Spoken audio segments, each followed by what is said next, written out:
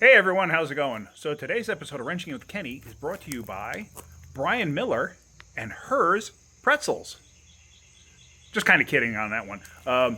Brian is actually a fleet maintenance guy for the Hers Pretzels company, and he does the fleet maintenance on all their vehicles. And he actually sent me a case of pretzels. Yeah, a case. So these are sourdough. There's a bunch of different ones. These are my favorites. So this I had to take because everybody else in my house is eating all the other ones. And I don't eat too much of this stuff anymore, but I'm saving these out in the garage for myself. Luckily, we don't have mice out here. Anyway, so thank you, Brian. Do appreciate it. So what I do want to show you is I got a little overzealous last night. My buddy Rich, Snafu Rich from Snafu Performance, and thank you everyone who went to his channel and subscribed. They do appreciate it. He appreciates it. So I told him I was looking for a very specific intake manifold to fit the 92 or 93 to 97 Chevy LT motor. That's the one that doesn't have the distributor in the back. It's got the distributor in the front. It's still a small block Chevy, but there's some really weird differences about it. The motor mounts are the same, like headers are the same. The intake is completely different. The intake manifold does not have a water crossover for a thermostat. The thermostat's actually in the water pump on those, and it has a camshaft-driven water pump. Yeah, it's a wild setup. And I have that engine from the Camaro. I want to make that engine a carbureted engine. I don't want to have the fuel injection on it. Trying to find an intake for that is not a simple task. Yes, they're available. No, I was not going to pay the price for one. I mean, they're just insanely expensive. So I told my buddy Rich about it, and he sends me a picture yesterday, and he says, guess what I got? And it was a picture of that intake that I wanted, a brand new one from Chevrolet Performance. And what happened was, he's like, I thought I might have had one. He goes, but I wasn't sure.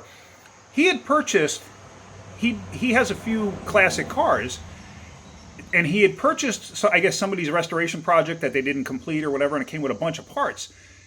So he remembered seeing one, but he wasn't sure. So he's had this car for 15 years. It's a 68 Camaro.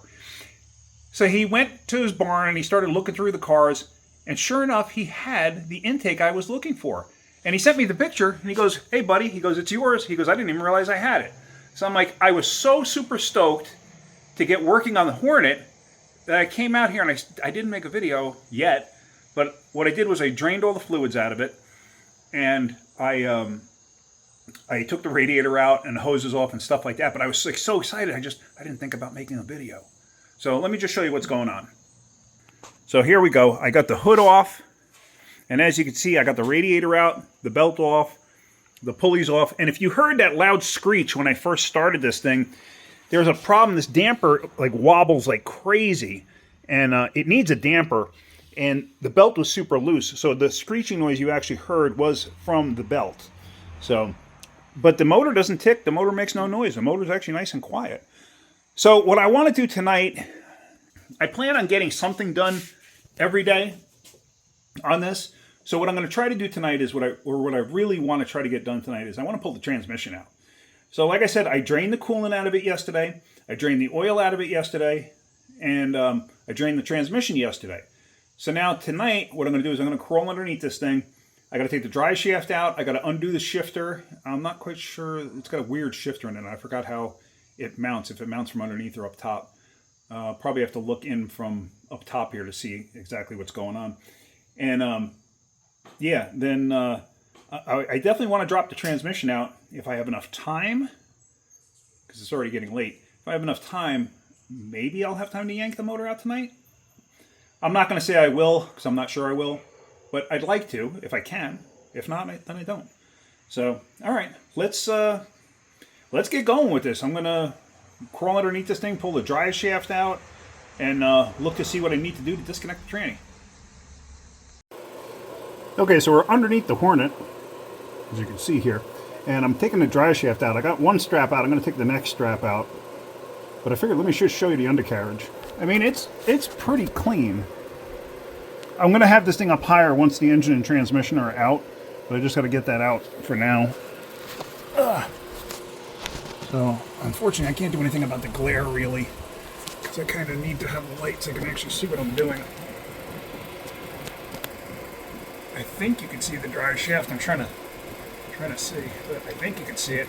And I'm sorry about that. I have a fan on because the air is just too still, and I like to have air movement. As rear end is going too. This is, if you recall, I got that Ford 8.8, and then I got the plasma cutter and I cut the ears off of it. This is what that 8.8 is going into. So I got a lot of stuff to do back there, you know, on this rear end. And I'm using simple tools. I'm using simple tools that you would have at home, or, you know, that you could just buy at Harbor Freight or whatever.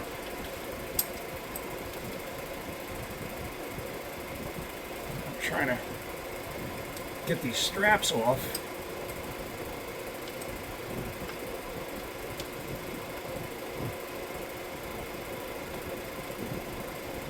And even though I know I'm never going to use these, I save them. Because you never know when stuff like this is going to come in handy for something, anything. Mrs. Wrenching hates it when I do stuff like that, but I can't tell you how many times I've saved the day with being able to MacGyver something together because I saved some parts from something else.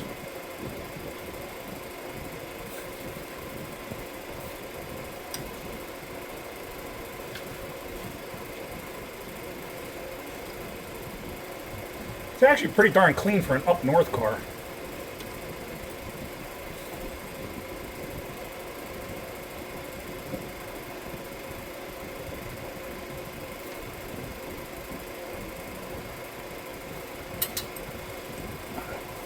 Just putting this hardware to the side. I doubt very highly this drive shaft's going to come out nicely, but let's see. Oh! Yeah, it did. Okay. So let me let it down, hopefully not smash my face in with it.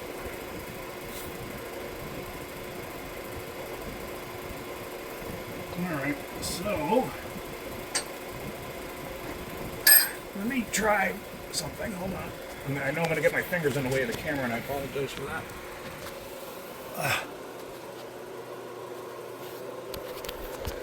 Alright, so what I'm going to do is, yeah, let me just slide this drive shaft, and I'm laying right underneath it, so I'm going to get dirt all over myself. I know it. Okay, not bad, actually. It slid right out. Okay. Alright, I got to pause you. A little difficult. So here you see that 3-speed in all her glory.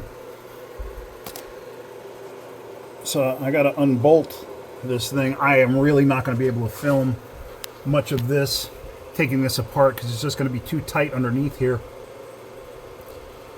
But I want to take the transmission off the bell housing, which is just 4 large bolts like that one there. Right, I showed you that. Yeah, that one right there. There's 4 of them, so I got to get those out, and then the transmission should slide back, and I got to put a floor jack underneath this thing. But I got to see how this whole thing comes out. But like I said, I'm probably not going to be able to film any of this just because of how tight it is. Wow, look at my fat roll, because I lost so much darn weight. I got extra skin. Cool. But yeah, so let me get this coming out. So unfortunately, I couldn't go any further tonight. I got the drive shaft out, and then my phone rang, and my buddy Chris, you remember with the Suburban, his girlfriend's Toyota RAV4 started making a weird noise, and he wasn't sure what was going on. So I had to go over to his house and check it out. So it basically, now it's dark out. It's almost 9 o'clock. So I was just like, well, that kind of ends the car for today. I don't want to stay up late because I got to go to work tomorrow, stuff like that. So we got to see a little something. So I'm going to keep making videos like this just to show what I'm doing on a daily basis. All right, guys, hopefully you got something out of that. If you did, hit that like button. If you could, please subscribe. All right, have a great day. Keep wrenching.